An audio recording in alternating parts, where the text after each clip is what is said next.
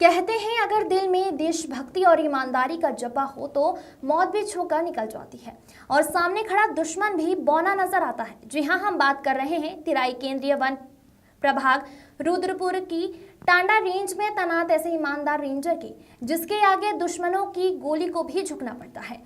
इस रेंजर की 2 बार आमने सामने हुई।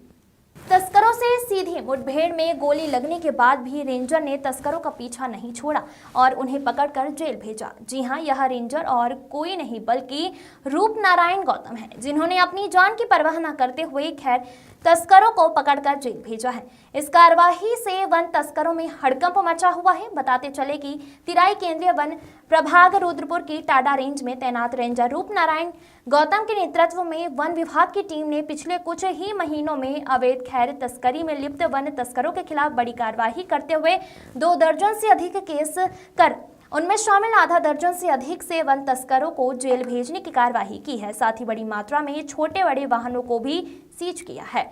इस कार्रवाई से नाराज वन तस्करों ने रेंजर रूपनारायण गौतम पर गोली चला दी, जिसमें रेंजर रूपनारायण गौतम के पेट में लगी, साथ ही 2 अन्य कर्मचारी भी घायल हुए थे।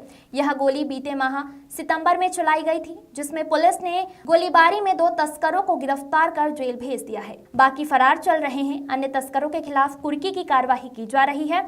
उन्होंने कहा कि इसी तरह बीते माह सितंबर में उनकी और लकड़ी तस्करों के बीच सीधी मुठभेड़ हुई थी, जिसमें उन्हें और 2 अन्य वनकर्मी को गोली लगनी थी। उन्होंने कहा कि इस मामले में 2 तस्करों को गिरफ्तार किया गया है, साथ ही फरार तस्करों की धरपकड़ की जा रही है। उन्होंने चेतावनी देते हुए कहा कि टाडा वन क्षेत्र में अवैध लकड़ी तस्करी किसी भी कीमत पर बर्दाश्त नहीं की जाएगी। राहुल प्रजापति की रिपोर्ट।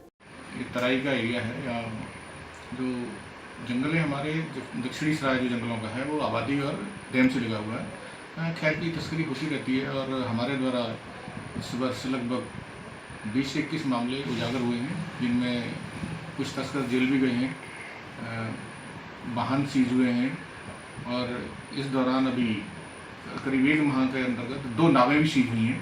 कल ही शाम को एक हरपुरा जलाशय से एक नाव सीज हुई है, उसमें 17-18 गड्ढे खैर के बरामद हुए हैं।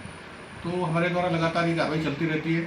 हमारे प्रभागीय अधिकारी महोदय के द्वारा ये सख्त निर्देश हैं कि किसी भी प्रकार अवैध पातन न होने पाए, अगर हो भी जाता है तो उसका शीघ्र अनावरण किया जाए और उस पर ये विभाग लगातार कार्रवाई करता रहता है और ये लगातार जारी रहेगी और हम ये सुनिश्चित करेंगे किसी भी कीमत पर अवैध पातन न होने पाए। अगर हो भी जाता है तो हम उसको या तो बरामदगी होती है या फिर आपराधिक विरुद्ध कार्रवाई की जाती है। जैसा कि आपने देखा होगा, पिछले माह सितंबर में 6 अगस्त को तस्करों से हमारी सीधी मुठभेड़ हुई और जिसमें मुझे गोली लगी, आप सब विदित हैं।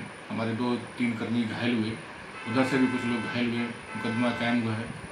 और ये विभाग और पुलिस का लगातार ये कर्तव्य है कि हम जो हमारी वन संपदा है, इस पर किसी प्रकार का नुकसान न हो।